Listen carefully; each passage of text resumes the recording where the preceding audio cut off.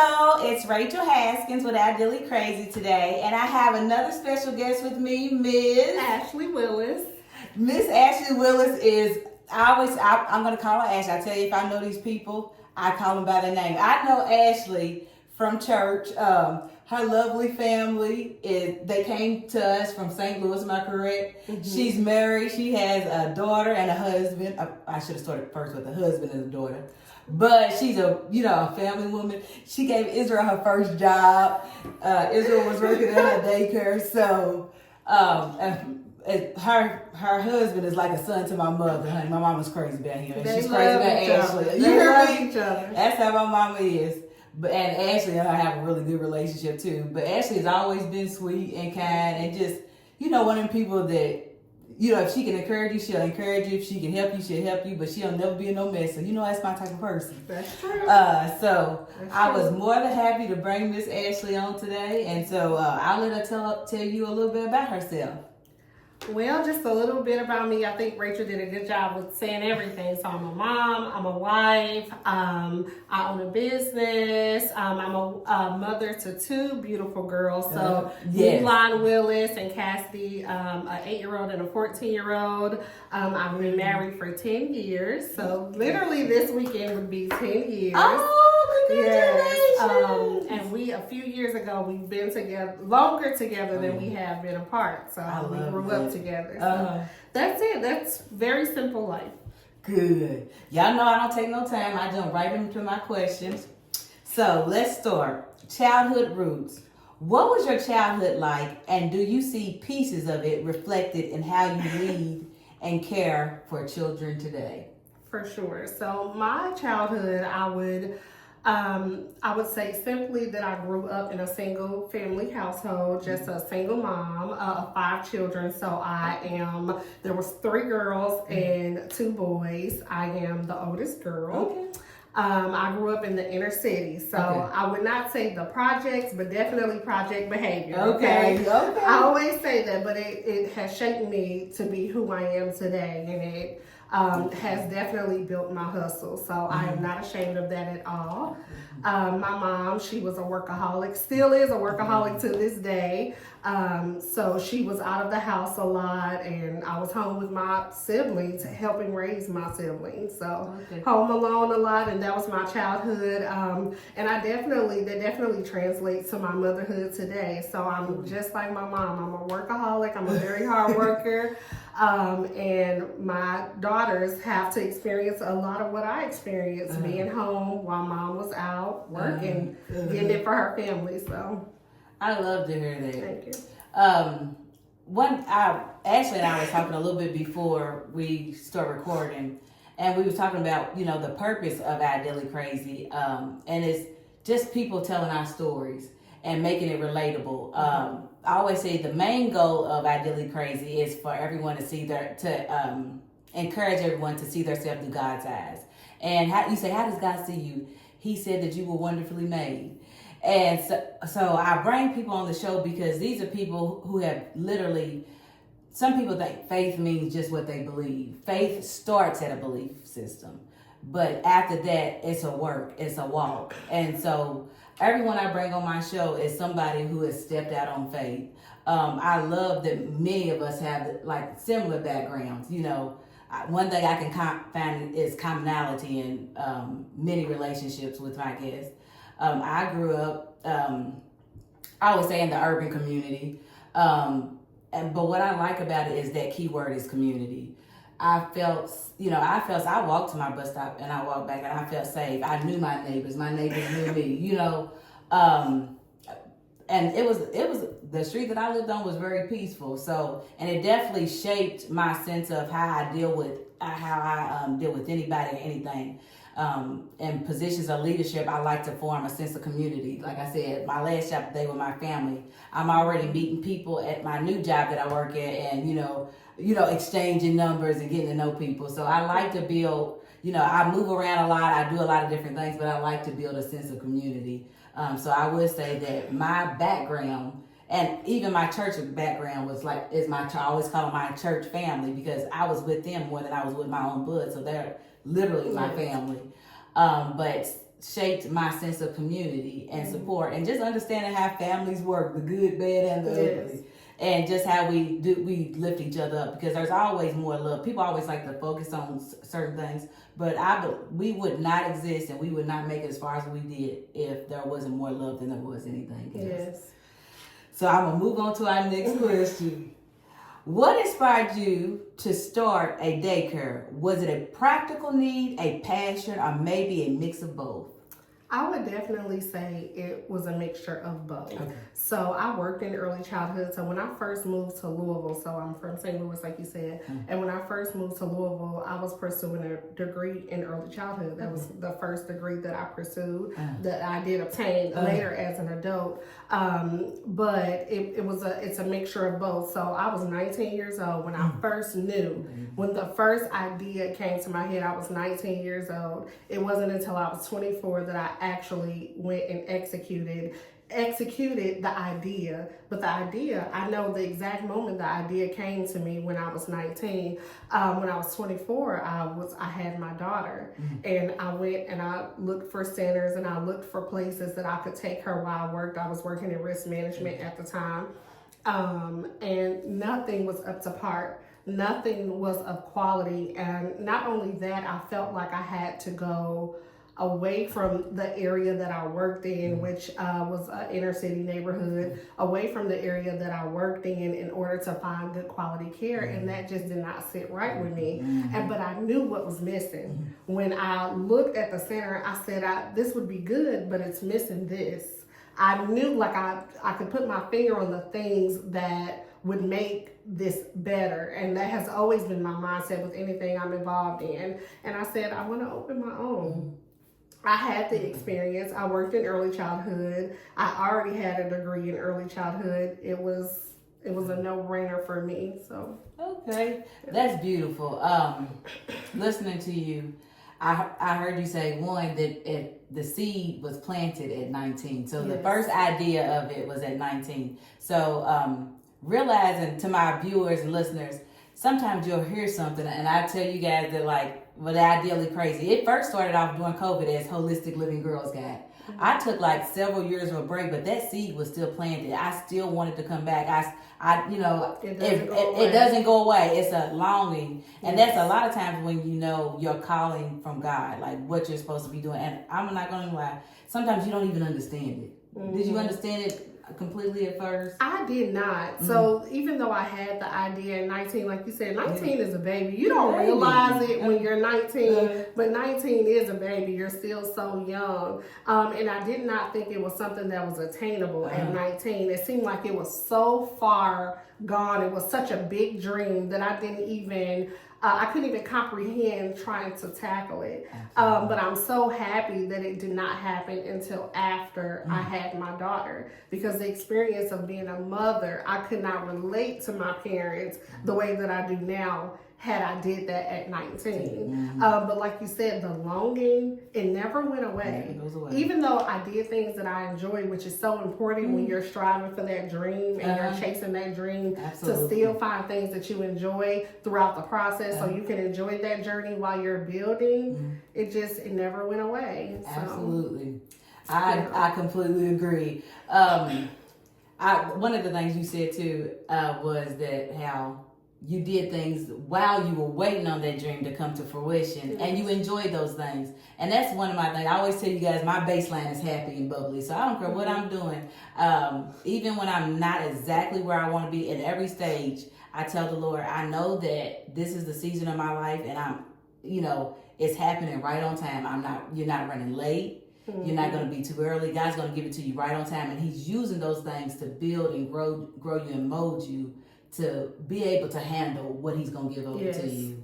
And so I listening to you say that, even with travel nursing and my concierge nursing business, I have a skill set. Like, one thing people was like, well, Rachel, why do you always move around jobs so much? Because a lot of times God gives you a dream, and like I said, you don't understand it, but be strong-minded enough and have a spiritual relationship close enough with God. And I can't even say at this time when I start, I've always kind of did what I want to do. I think God just made me like it.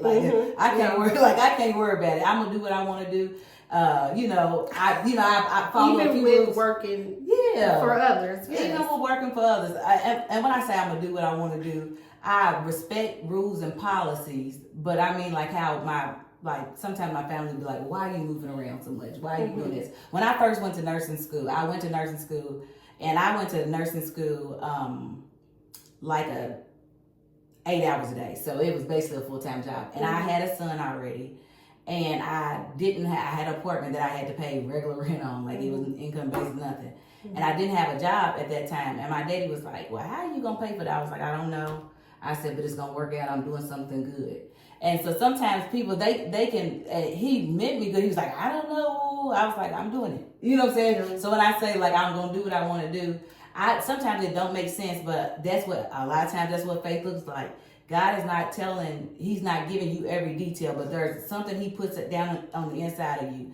And you just got to do it. Yes. And don't let anybody stop you from doing it. And how you know if it's working? Well, do you keep going up? Do you keep, every time I changed jobs, I made more money. So right. I kept getting the outcome that I wanted. And I was building a skill set that I would need to be able to travel with people. Because, at the hospital, which I love, we're a team. But in somebody's home, or when I'm doing a travel assignment, when somebody's having like cosmetic surgery somewhere, it's just you. Yes. So your skill set has to be a lot different. I need to have been seen a whole lot of different things to be able to react and be able to adapt. So true. To what I needed.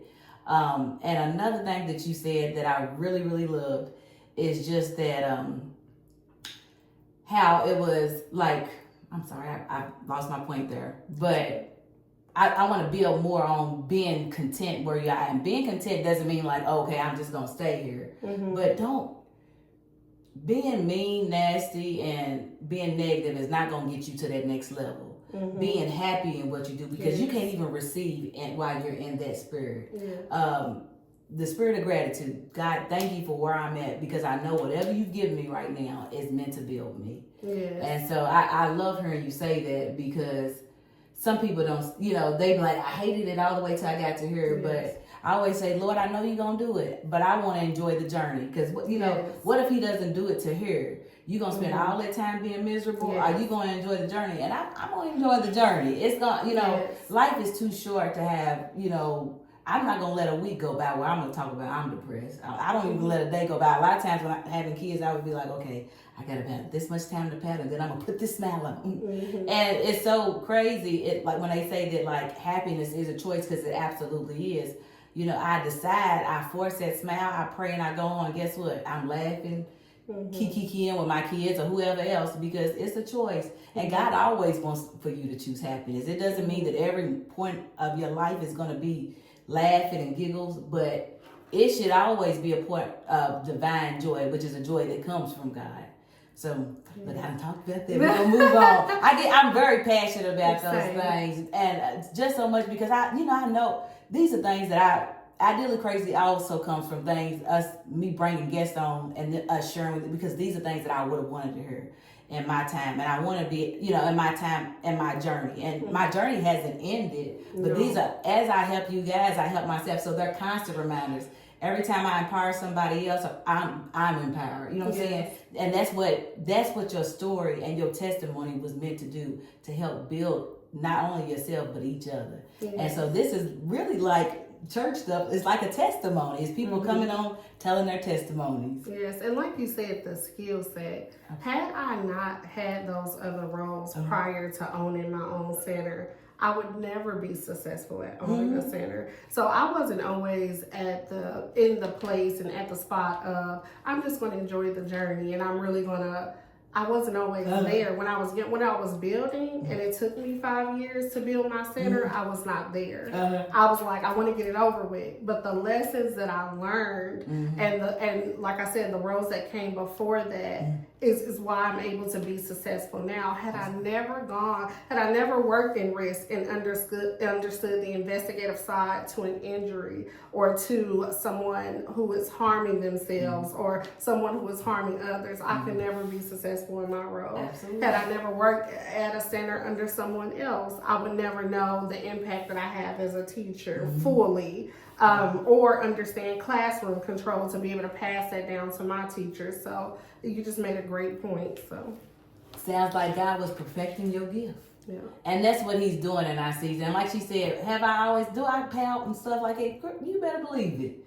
And so like she said, I didn't start out with this mindset, but listening to the word, I would say like, my mama used to listen to T.D. Jakes all the time. Mm-hmm. And I always call him my ward leader. And what I mean by that is when I'm about to go do something, honey, he pumps me up. You know what I'm saying? He gets me up. I'm like, yeah, you know what I'm saying? Yeah. And so I know that I can do it. And so I speak back to my problems. I speak back to my things. And so through listening to him, I started learning like how to think, how to retrain my mind, and how to give it to God and allow him to do, because I'm not doing it. You know what I'm saying? I'm just saying, God, this is what I want. Help me to do this. Help me to be obedient. And once you teach me, I always say, once you teach me how to do it, help me to be obedient. Because sometimes he'll send something to you, send a resource to you, and you don't take it. So I have to ask for obedience after that.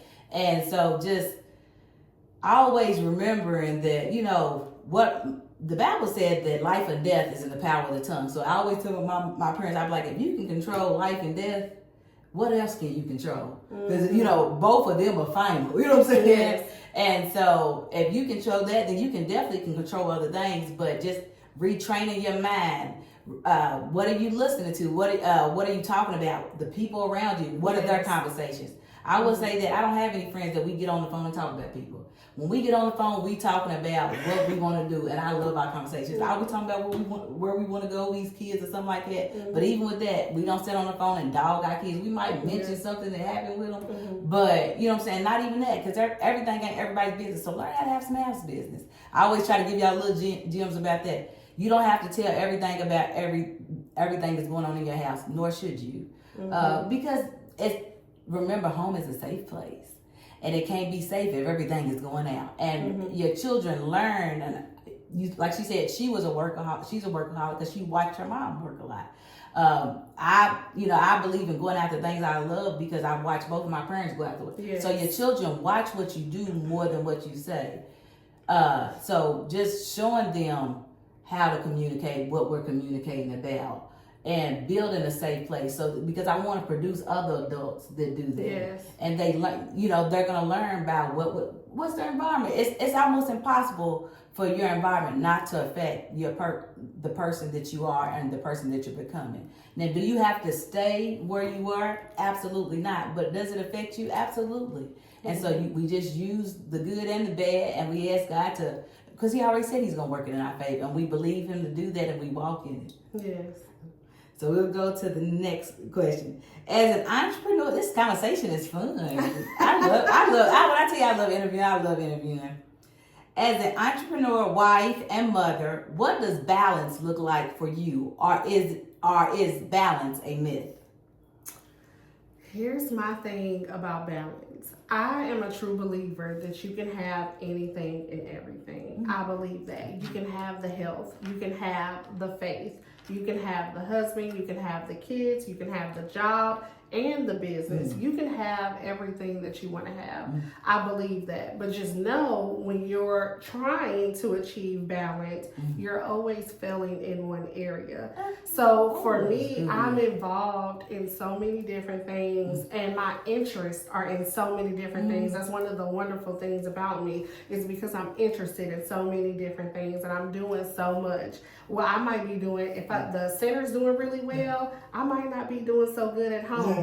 That laundry is still sitting here. It probably is. And that's just the real. Okay? As a mom and a wife. You hear me? That's just what it is. If I'm excelling in my fitness journey and my wellness journey, I might not be staying up all night getting that work done because I'm trying to prioritize my sleep. So balance is important. You can have balance, but that doesn't mean you will excel in all areas. And you have to know when to apply your energy and how to apply your energy, when and how. Those are the important things. So I do think that you can be involved and attempt to achieve as balanced of a life as possible, but that doesn't mean you're going to excel. And that's the difference. When you're an overachiever, when you're like us and you work hard and you love to put your all into things that you do, just know that this area might be struggling a little bit, and that's okay.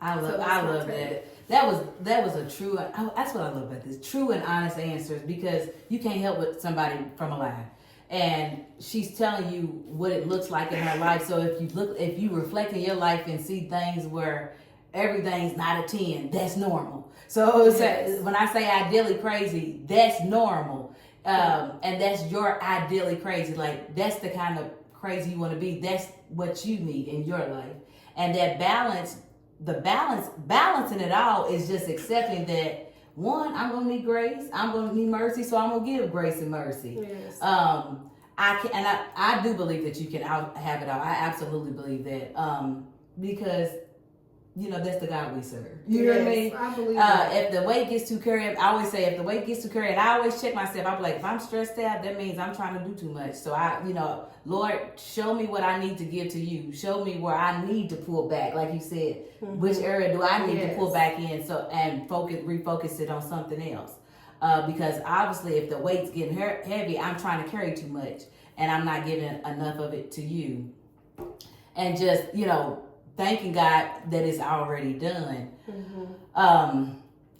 Also, I was thinking, I'm sorry, I lost my train of thought for that second, but just how God allows us time to, figure out what we like and where we want to achieve. That we don't have to just have one interest.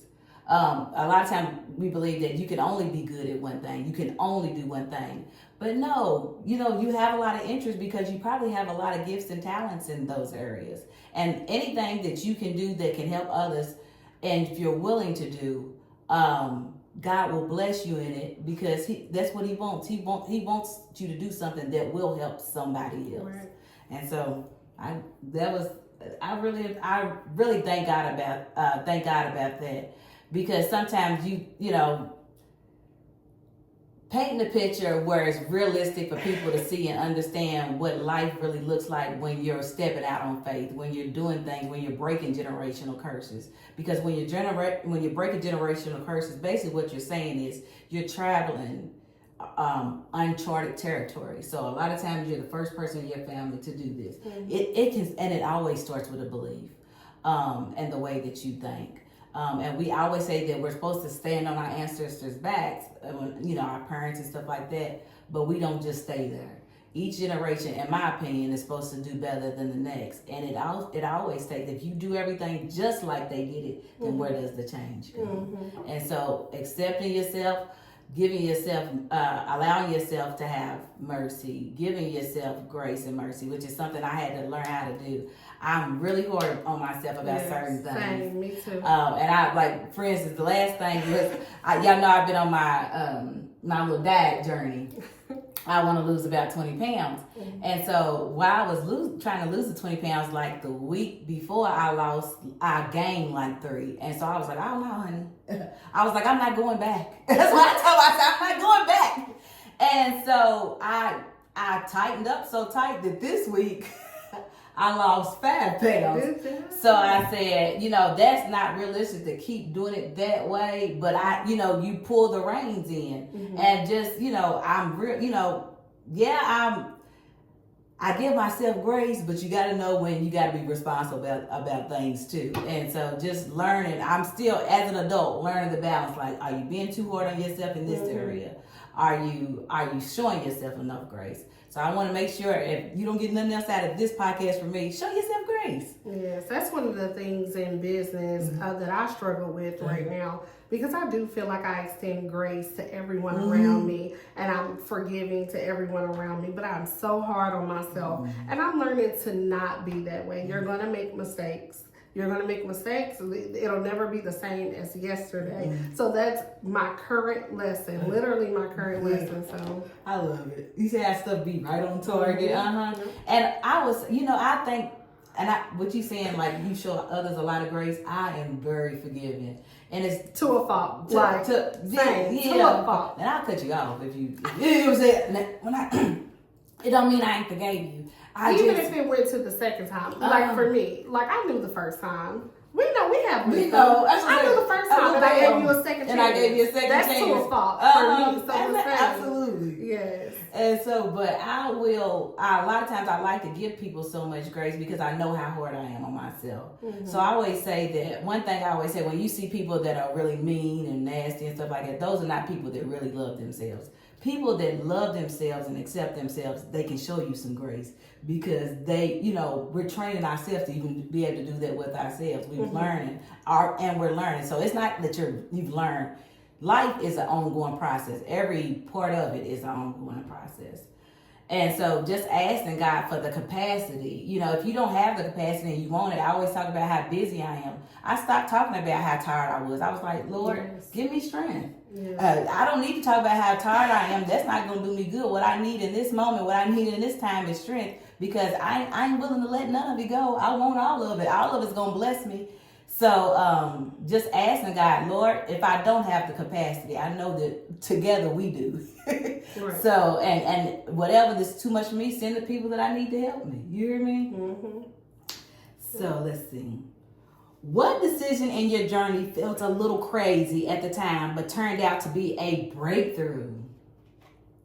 A decision that felt a little crazy at the time. I would say putting cameras in my center. Okay. So one of the things that make us different is that we do offer cameras at the convenience to the parents. So with an app on their phone, they can see anything and everything that's happening in the center, which is one of the things that I didn't have when I was a parent and my child was in a center. That was one of the things that would have been really helpful. That was a crazy idea. Everybody told me not to do it. Everybody told me not to do it. You don't want people watching you, and that was fine, but my big thing and the thing that I wanted to offer was transparency. When you walk through the center, all of the doors are glass. You can see straight through any room. All of that was intentional. That was made, it was made for complete transparency.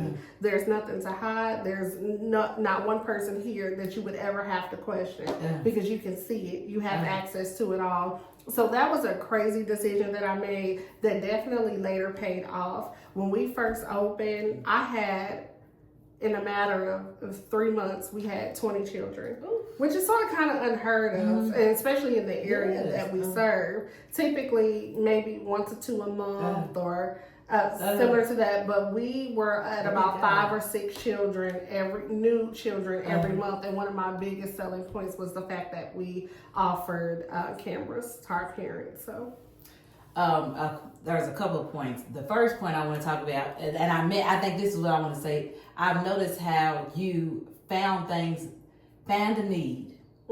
So through her being a parent and wanting transparency, like you said, what she wouldn't have been the daycare owner that she is today without being a mother, because she knew what she wanted. And Bishop TDJ, you guys know I like to quote him a lot, but he said that if you can meet a need, you can make a successful business. And so, yes, there were plenty of daycares, but what did she give her parents? What do parents want? Every parent, loves their child and wants to know that even when their child is away from them, that they are safe and they're okay. And I say that as a parent.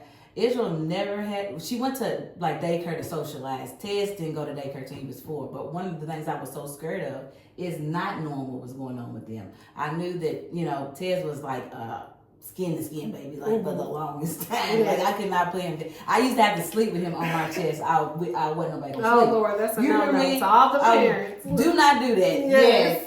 I don't even know how we got to that. I just wanted peace, and I was a young mom too. But I wanted to be able to know that he was okay and that he was, going to be treated well and be treated kind. And so through you offering transparency through the parents, I believe you said God even put that on your heart, because transparency also comes with God, because it's honesty, isn't it? You don't have anything to worry about. Your child is here. You can look and see how they are doing while you're at work. And does that not create a peaceful experience, not only for the parent, but even for the child? Because even let the workers know, don't do, there's an expectation. Yeah, don't do anything you're not supposed to, because they don't see it. We're not having nothing. And I love that. I mentioned that Israel worked for a daycare. Israel, we love kids in our family. And so Israel, when I tell you Israel loved them babies, every day she came home with them stories about them babies.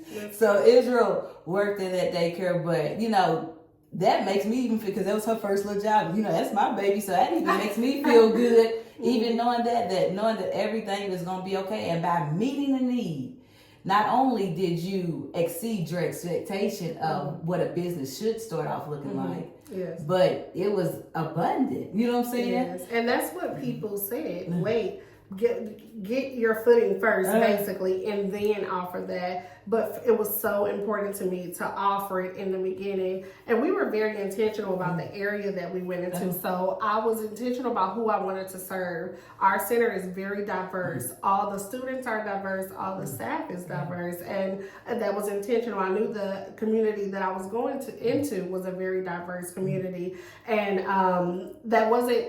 With that, there wasn't something in that area that you could find. So there's no other center in the area within a 50-mile radius. I would even say a 75-mile radius that have that luxury for their parents. You would have to go farther out into a different area. I'm just going to say, I'm going to use the word different, a different area to get the same service, and it would be much more costly, I'm going to say. It would have been very expensive for you as a parent to get that service. We don't charge for that service.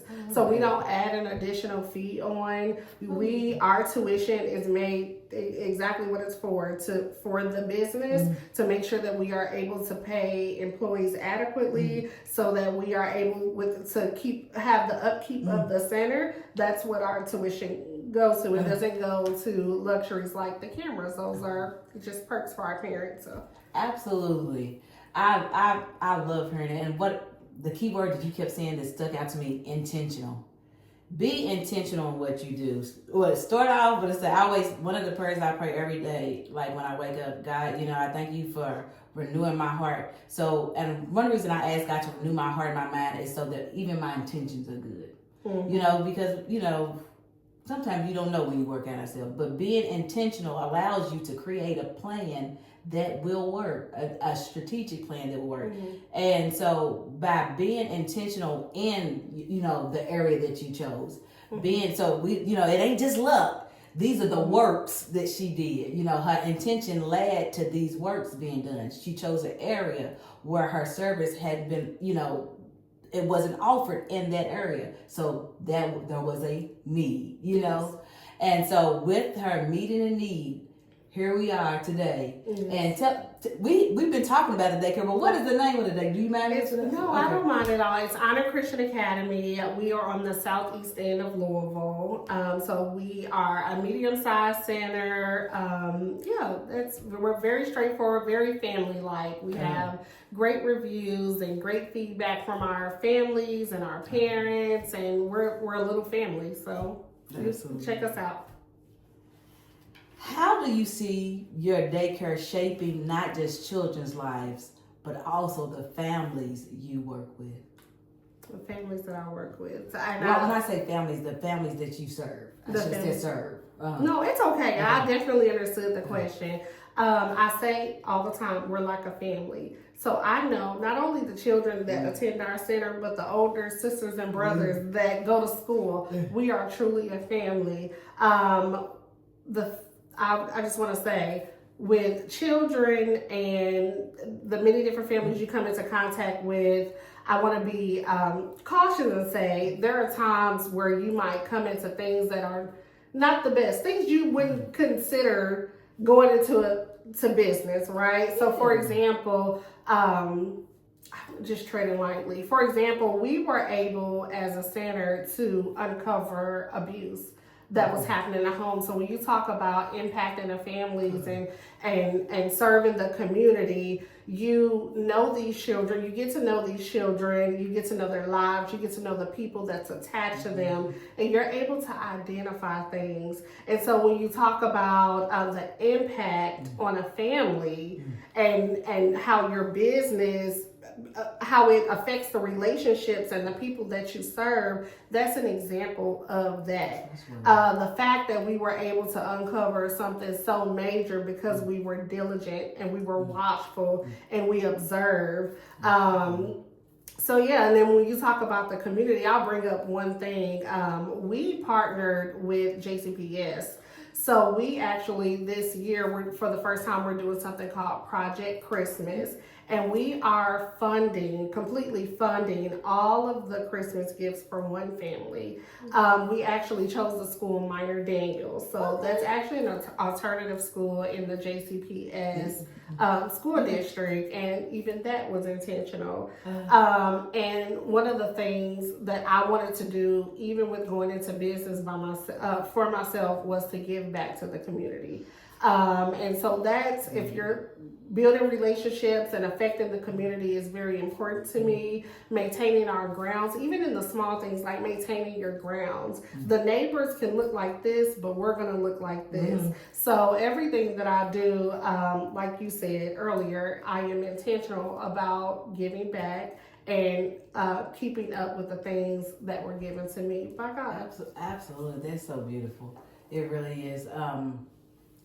When you're dealing with children, you are dealing with their whole families, because they can't do anything without them. And like you said, it's not always going to be something good and positive, but it's impactful because it can save a child's life. Yes. Look how impactful that is. Yes. It can redirect a child's life onto a good path, onto the right path. And it's not always glamorous. It's never glamorous. It's not glamorous at all. Because change never is. You know what I'm saying? Right. And so when you come in and intervene, you're changing the trajectory of what was happening, but for the good time. A lot of times we talk about how people sit around and watch abuse happen. So I would, I praise you for that, because I can't hardly look at stuff on the news when something happens to a child. Like when I tell you I can't take it. So I know it takes a lot not to only look at it, see it, but also do something about it. And it doesn't matter what my occupation is. I have a duty to children. I have a duty. All the children in my life. If your children are with me, they are okay. They're okay. They are safe. They are safe. And so I have a duty to children despite my occupation. Absolutely. And the reason why I say it's not glamorous is because you say things like that and you talk about your impact. If I didn't open up a center for anything else, even if it was just to save that one child, that was my purpose, and I'm okay with that. I'm okay with that. So sometimes you see the ugly side of being a business owner. Absolutely. You see everything, and that's why you have to have a team that is, like I said, diligent, watchful, and that truly care about the children. Because when they do, the children will talk to them. They'll tell them. They'll come to. They trust them, and they love them, and it's mutual. Right? It's mutual, and I'm thankful to God that we have a team who saw and observed certain things, and how I, as a leader, I can trust that teammate, that person, and say, okay, we're watching for this, and you're able to talk to that parent and talk to that child, and now that family can get the help that they need and that they deserve. So absolutely. You mentioned the word trust and the relationship with children, and that's why I like to say that, how do we build trust? One of the things I always believe is, if I was going to invest in anything, it would be the future. And so what is the future? Children. Mm-hmm. And so I think my family has always been like that. We love kids. And how do you build trust? You can't, love. Love is a way to build trust. And through trust, like you said, the kids will tell you, they will talk to you so that you can help them. And because God has placed you, just like you said, right there to help. Mm-hmm. He doesn't place us anywhere and he just wants us sitting there and not doing nothing. Especially if we're believers. Anything that he gives to you to do, for you to do, there is a mission in that. And so not only am I praying, I'm looking for it. Mm-hmm. Her workers are looking. They're not hunting, but they're assessing. Nurses, we use the word assess. I always say I assess from the point of time of contact. Mm-hmm. So whether I've opened my mouth, whether you open your mouth or not, I'm using all my senses. What do I see? What I hear? And I love it because I've been trained to do it so well now that I just automatically do it. Mm-hmm. But nurses, we assess because there are going to be things, like you said, that like we've helped sex trafficking victims, because it doesn't always look like what it seems. Yes. We'll notice something in a chart and we'll be like, oh.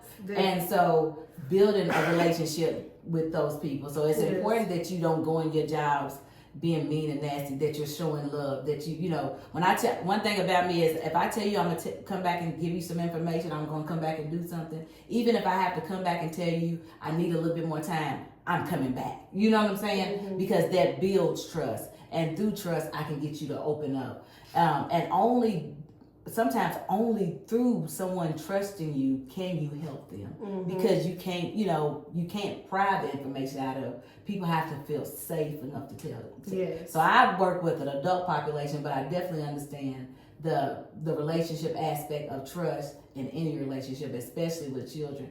They're so sweet, they're so pure, and a lot of times if something is going on, somebody has made them be fearful, and instead of them being open and jolly like most, like a child should be, they're gonna pull, they're gonna pull in because something has happened to them that set them off their normal childhood nature of being open and valid. Yes. And so I love that.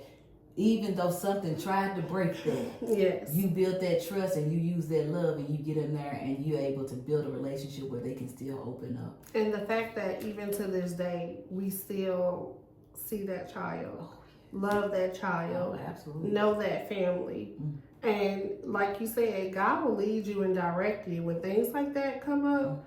And that's part of your purpose too. Not just being a business owner. Mm-hmm. That's part of your purpose too. Absolutely. He put things and people in your life that you are supposed to affect and vice versa. Absolutely. And I'm grateful anytime I'm utilized in that capacity, both good and bad. Mm-hmm. I'm grateful. I'm grateful that you chose me as the vessel. Absolutely. And I seen some, you said, anytime you're utilized, I seen a post this week and it said, most people in this world are going to be used. I always say that I don't mind being used, and here's the thing. I know that God's not going to let nobody use me more than what they should. God has never let somebody take advantage of me to the point where I lost anything, mm-hmm. or to the point where it even changed the trajectory of what I had going on in my life. Mm-hmm. Everything stayed the same. So I don't get upset if I feel like somebody has done something they shouldn't do, because I've been sent here to be used. I'm a mm-hmm. vessel. How else can God use me if I don't get used? For whatever reason, I tell myself, if they did this, for whatever reason, there was a reason. Maybe I didn't understand it and they needed it, and I know that God meant for it to be the way that it happened. Mm-hmm. Not only that, my reaction to whatever it is important, because I don't want to make you, I'm not one of those people that I'm gonna do something to you because you did that. Then I might pull away from you and shy away from you, but ain't no revenge. You know what I'm saying? The revenge is when God moves me because you do not know what to do with it. You know what I'm saying? Mm-hmm. And so I say that with like friendships, even in business relationships, because in life, all it is a bunch of relationships. Mm-hmm. And in those relationships, we hope we have balanced ones where we give and we take. Yes. But even if we don't have those, know that God sent you there. He's not wasting your time. Mm-hmm. Nobody's using you up. They can't take nothing from you. They can't stop you from getting to your mark. Allow him to use that. The easiest thing to do is to allow him, to just surrender and allow him to do mm-hmm. it. And know that it's all going to work out in your favor, especially when you're dealing with, we're always dealing with people, but with children, with our future. Mm-hmm. Yes. Because we know that, and you always say, if you want to make God angry, mess with his babies. You hear me? Mess with his babies. And so that know that God is, like she said, that God has put you there, not just to do business, not just to make money. Yes. I don't want to run no business like that, because I always say that one of the things, I live by certain sayings, and it says that we use resources, not people. Yes. So, I might interact with people, but I don't use people. I use resources to help people, and understanding that that's how God meant for it to work, mm-hmm. so that I can stay in alignment and help somebody else while doing so. Mm-hmm. And then God don't mind blessing people, that I always say, that bless people. And that's what I want to do. The more, look, I always say, God, well, I can't do no more if you don't give me no more. So give me some more so I can do some more. You hear me? So let's see. What's one challenge that humbled you and made you stronger as both a business owner and a mom? Ooh, a challenge, because that's a lot. A challenge that humbled me. I'm gonna think of one. I'll tell you one. A challenge? No, you go. I'll go first. So, A challenge that humbled me. I talk about my nursing school experience, but that was a humbling experience because I was literally in that alone. One thing I teach my children is that up until that point, I didn't know that if you work for something that people could take it from you, even though you had earned it.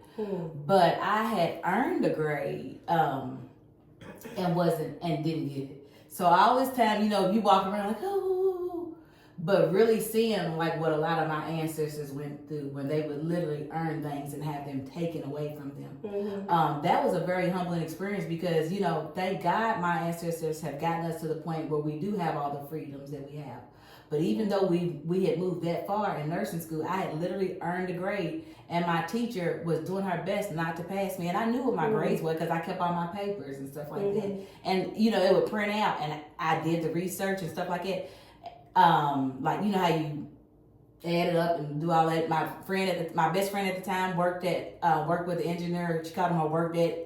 And he did the math just to check me. He was like, no, sweetheart, that's a B. And I literally, even though I had the grade and I knew what it was, and I was telling him what the problem was, I still had to fight for them to change it.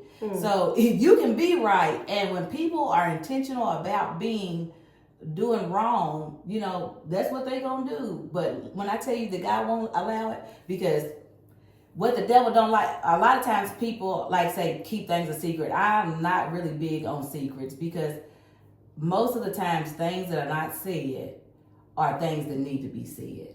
And if you really think about it, it's normally your pride not wanting anybody to know you're going through that. It was a humbling experience, but I was loud about it. And because I was loud about it, and when I say loud, I wasn't screaming, hollering, fighting, but I was emailing people. I got this far, I was like, well, I hate to have to go on the news.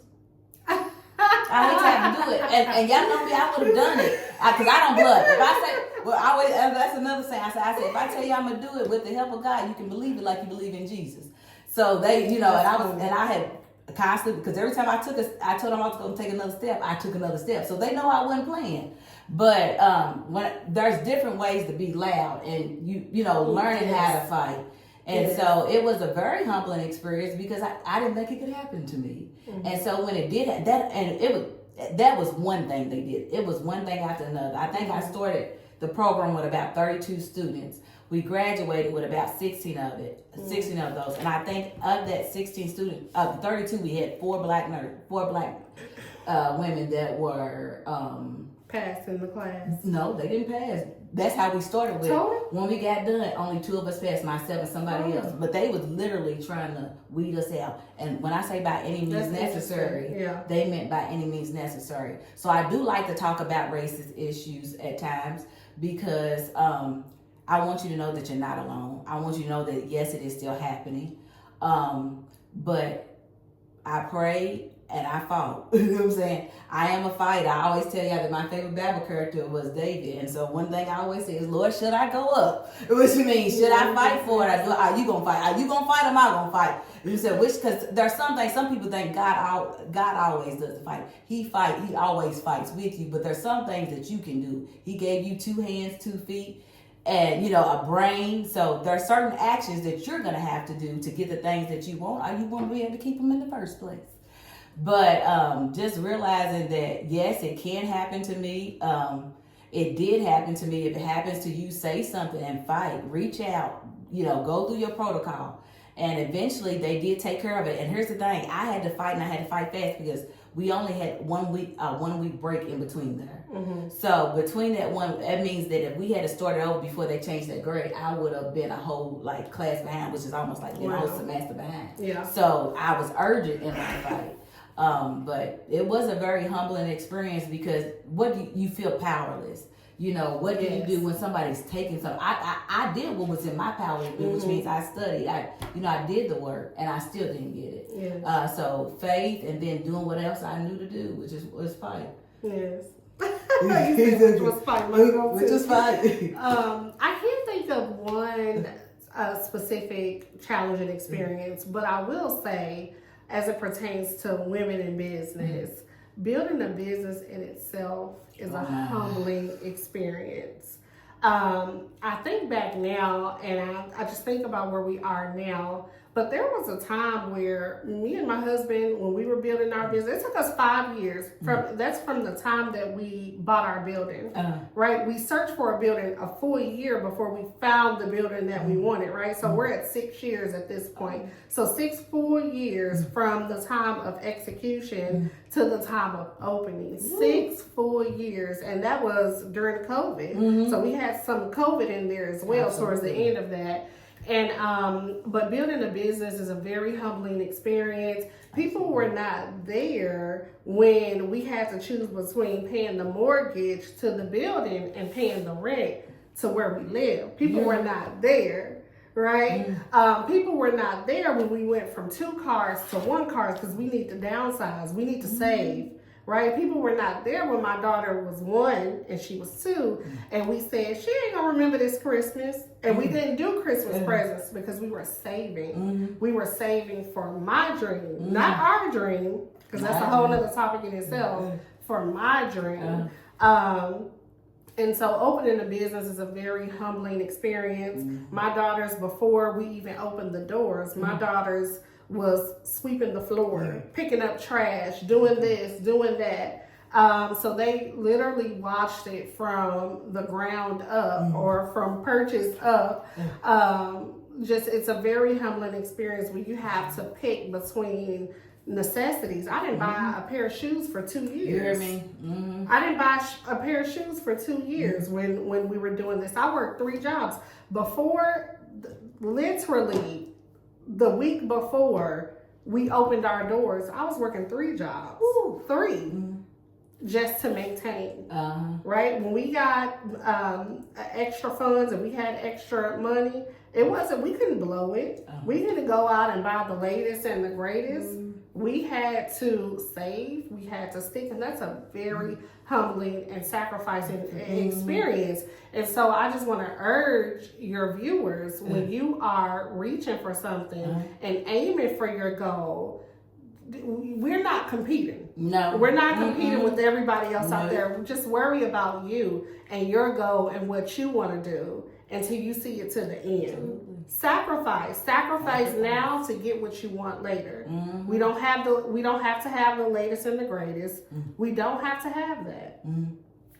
So. Absolutely. And that goes along with goal setting. When you know what your goals are, I always say I put blinders up about anything. When I'm working on something, I remember when I was working on when I was doing this podcast, and I can take like constructive criticism and even negative feedback. I'm open with, but what I don't want to hear is worried about what somebody else will think.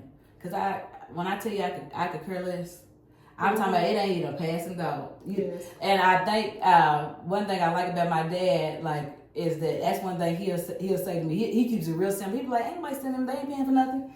so that's you hear me? I'm not. You hear me? I can hear that in his voice. You know what I'm saying? Period. And so somebody else might give you this profound speech, and you know what I'm saying. But at the end of the day, they ain't paying for nothing. Ain't nobody worried about what. And that's the truth. And will not. And will not. And can't. And to be don't have the capacity. You hear me? To even comprehend what you are going through and what you have to balance on your plate. They can't even comprehend. We'll never understand. Not saying, like you said, that we're not open to advice or constructive criticism, but no, you don't have the capacity. I didn't even have time to think about it because I'm giving it my all, and you worried about somebody's opinion. Everybody has one, but it don't. At the end of the day, it doesn't matter, and you have to put those blinders on because it's just reckless talk. It's just something to get in your way. You have a mission. What your mission is in front of you. You're gonna have to sacrifice for it. You're gonna have to, as I said, sometimes even with this, I don't mind going without sleep, but sometimes do I have to go without sleep? Absolutely. To be able to live the life that I want to live. There are times that, yesterday I think I was up for well over 24 hours because I had to do a lot. I had got off from work, I had to run Israel around, there's different things that I had to do. I knew I wasn't gonna get a lot of sleep because today she had, in the program she's in, she had to do mock interviews that I had volunteered to do interviews too. Yes. So I knew it was going to be an early morning. But like I said, this is table. I felt like everything that I'm invested in, I want to invest in. Mm-hmm. I feel like everything I'm doing, I want to do. Mm-hmm. So God give me the strength. And I don't let what nobody says about, like, yes. I know one of my coworkers, my business partner, that don't want me to mention it, but she said one time she was at work and somebody found out that people had a conversation about our concierge nursing business and was like, well, they're not going to get any clients. And I kind of chuckled because that's what you always hear stuff like that right before God bless you. Right before God bless you, because that's what they say. He'll make your enemies your footstool, and he'll prepare a table in the front of your enemies. So I don't pray no curses on nobody. I just literally speak the word of God. Do it for me, Lord, because I don't even listen. When I'm going after what I'm going after, I ain't even got the time to hate on you back. I ain't even got the time to put you down back, baby. My prayers are about me and what I got going on. You hear me? And I watch God do it for me. And I hope that you get to see it too. Not to flex on you, but so you can open your mind frame. What is it that God cannot do? Mm-hmm. And who is it that He won't do it for if you believe and you ask and your intentions and your heart is in the right place? So I want my life to be a testimony of, my beliefs and you seeing it through my works. Yes. And people talk about imposter syndrome all the time. That's not something I've never went. Yeah. I can't relate. No. I can't relate because the audacity, the thing that gets me is the audacity for you to feel like I'm incapable. I know what I'm capable of. You can't see it. And see, I don't go through imposter syndrome. That's number one. But it just relates to what you said. It's people having a conversation about what you're doing and what you have going on, and you're asleep on the couch. Yeah. And you've been scrolling all day, and you don't tend to your children. Listen, I was thinking, well, what are y'all playing? At least we trying. That's what I'm saying. And that's why you say put the blinders on, but you have to tune out all of the noise. And see, the noise comes from close. It doesn't come from afar. It comes from the very people that watch your every move. Mm-hmm. It comes from the very people that's waiting for you to stumble. Mm-hmm. The audacity. And like you said, I can't. If you want to watch me, if you want to make me do something, tell me I can't do it. Right. You hear me? Tell me I'm not going to be successful at it. I always encourage you guys. I remember when I was going to nursing school, there was a person that was close to me. They told me, don't go to the nursing school. If you do, you won't pass. If you don't, and then if you do pass, you won't graduate. I want you to know, not only did I pass, I passed and I passed my boards on the first try. So I always said, that's amazing. If you want to see me do some, thank you. Nothing but God. There was works that came with it, study and dedication, but it probably riled it up in me a little bit more because I'm like, who are you? I always say I can't be with no man that don't believe in me. You know what I'm saying? Because one thing about it, I don't want nobody that don't believe me. You can be doubtful because you're human, but you got to believe. At the end of the day, I want you to say, baby, I believe. You hear me? Because that's what I'm gonna say to you. I need somebody who believes because I'm asking God for some big things. And I'm believing He's going to do it. Things. And if we going to be one, I need you to believe with me. It ain't going to work no other way. Yes. So I don't have no friends around me that don't believe in me. I don't date anybody that doesn't believe in me. And I don't do that to other people. I don't care how crazy your dream is. If God put it on your heart, we're going to pray and I'm going to believe that you're going to do it. If not, I'm there for you. But I believe all the way because another thing Bishop T.D. Jakes says, if you work it, it'll work. Work it and it'll work. You hear me? Yes. So this is getting down to our last question. Would you like to share anything with anybody to encourage them to step out on faith that you would have wanted somebody to say to you while you were going through your journey? Even though we stay on different journeys, but when you were first getting used to the battlefield. Yes. I will say trust the process, number one. Trust the process. Lean on God more than anything else. Pray about the things that you want. Truly talk to God about the things that you want because you have those desires for a reason. There's a reason why you desire to do what you want to do. another piece of advice: stay humble. Always remain humble, because it's a long fall from a high horse. You heard me? Okay, somebody gave me that advice. Somebody said that to me one time, and those words never, not in a negative way, but those words never lost me. I said, it is so true. Mm-hmm. Just stay humble. Don't be full of pride. And I think that's great what you said, the TD Jakes. Work it and it'll work. You have to put the work in. You have to work hard. You have to sacrifice, and you will get whatever you want. And you have to believe that. You will. I believe that. Absolutely. Well, you're a living witness of it. Yes. And so I thank God for you coming on the show today and telling your story. And it was really informative. And what I love, you had a lot of good points, a lot of clear points of how to encourage people, what the story looks like. To stay focused, to tune out all the noise. What I always say, and what I love hearing you say, that if it's in you to do, if God put that in you and it's for a reason, don't ever ignore any good calling that God has on your life. And it's okay if you're scared, but you're going to have to do it afraid sometime. And you just ask God, show me how. So I really loved hearing you say that, because sometimes we don't know why. Like, why do I feel this way? Why do I like this? Why do I not like that? You know, pay attention to those things and start writing them down, because He's helping you formulate the plan that He has for your life, that is not only going to be beneficial for you, but it's going to be beneficial to all those around you and all those that you serve. Yes, and so, I want to add one more thing to the younger people. Absolutely. So your younger viewers, when everybody else's life is in front of you, don't forget to live your own. Live your own life. Don't get on social media and look at everybody else and what they have and compare yourself. Do it for yourself. If they could have it, you could have it. If you have the desire to have it, you can have it. You can have it. Don't sit around, because it's one of the things that's happening, that I feel is happening with our youth and the younger generation. They're scrolling and they're watching everybody else's life. YouTube, watching everybody else's life. Instagram, watching somebody else's life, that they forget to live their own. Live your own life. Don't be so busy watching somebody else's life that you forget to live your own. So that was a wonderful point. And I want to add on to that, just because I remember one time I was scrolling, and it was time for me to get to work, and the Lord had just put on my heart. He was like, well, he said, do you want to be watched? Do you want to be watched? Are you going to do the watching? And I said, well, Lord, I want to be watched. You know what I'm saying? Because that's my goal. My goal is to put the word out there, and the only way I can put the word out there is to be watched. So I had to put the phone down and live my own life. Yes. And when I say live my own life, I mean like work on the passions that I have, because that's exactly you can't, you know what I'm saying? You can't do two things at once. There's a time and place for everything, but like you said, and too much of it, you are gonna start comparing, because that's just how the human psyche is set up. But if you're busy minding your own business, when I say minding, I mean working it, minding your own business, then people can watch you, and you want your life to be a testimony. And it's not, it's my only flex is God. You hear me? Because without Him, none of it is possible. Without Him, it's dead.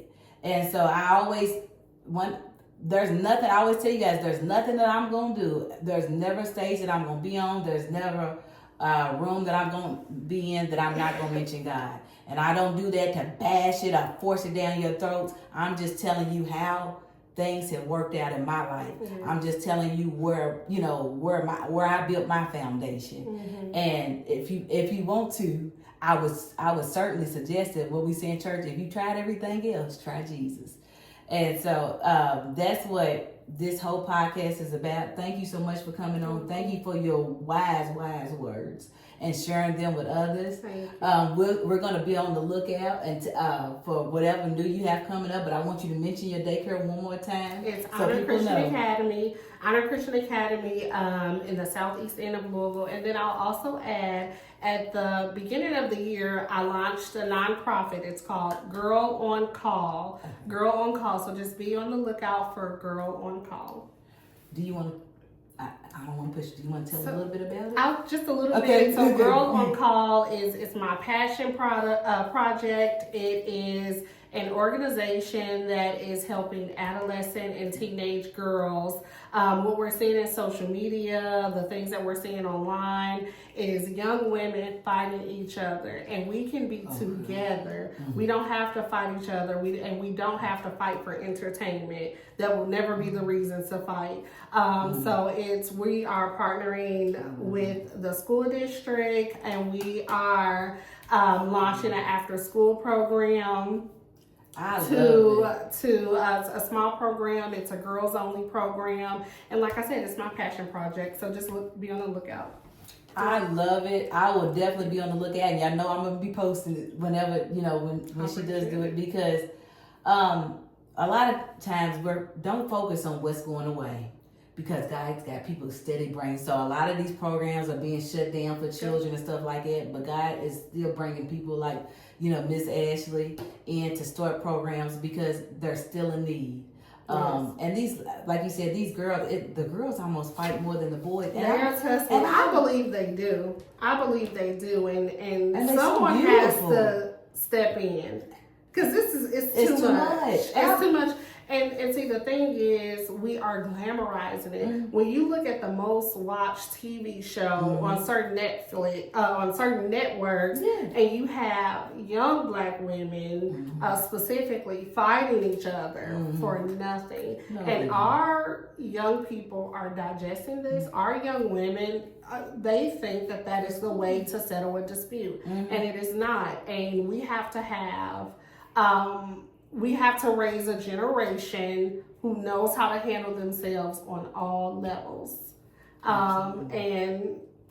So that's why Girl on Call exists. I love it. And and I'm gonna be excited. If there's anything that I can ever do to help with that, that's where my passion, my love is. Anytime, because I really love what I did today, because I love to pour into people. I was like thinking, because I think we were supposed to be judging real hard. And I was laughing. I said, well, it's a 4. If I told them what they needed to say, then I brought them up to where they need to be, and it's still just as good. Because nurses, we don't believe in pointing out a problem without pointing out the answer. You know what I'm saying? Yeah. So now that's fixed. But they say, we would say, if we had a patient that was sick, we'd be like, fixed you. You know what I'm saying? So now it's fixed. But I always want to be a solution where I can be a solution, especially with, I am a young Black girl. I'm not a young Black girl, but I was a young Black girl. And I have a young Black daughter, and even with her, I will share something personal. Izzy, that's my baby, and Izzy's real laid back and easy going. Like when I tell you, she's quiet to herself, like very quiet to herself. But she went through a stage in middle school where she was bullied, and it was bad. And, I remember flying in to talk to the principal. My mom and both my parents, they was sending emails. We was having meetings. And in the school system, sometimes their hands are just tied. I don't know what. And when I say that, it's like if they do something, they wrong. If they don't, they wrong. Yes. So it's to the point where they can't do anything. They have to walk a fine line. They have to walk a fine line. And so programs like yours, where we can... it's kind of preventative, build and put into them where they love themselves and then love each other. And to know that they are not enemies of each other. They are not enemies, and how delicate they are. Because when I say that, I'm like, it hurts my feelings, because I'm like, me too. You're not even mine, but you a flower. Yes. Like, you're so special. Yes. And they think it's nothing to jump nowadays. Yes. Like, to me, when I was growing up, to get jumped was like... That's what they do all the time. Yes, and so, you see it, and it's not even just in our adolescent and teens. Young women, early 20s, mid-20s, where they think that that's the go-to, and it's not cute, and it's not okay. Cute. And there are people who don't come from those backgrounds. When you asked me the question about my upbringing and my childhood, unfortunately, I was raised in a neighborhood and in a city where that was normacy. That's not normal. It's not normal. It's not normal. It's not normal to go out and have to physically defend yourself for much of nothing. Absolutely. And it's not a normal thing. I didn't belong in that space. It has helped, thank God, a lot. I can defend myself. Yes, it's a, like you said, talk about a fine line. I have 2 girls, and I'm all for defending your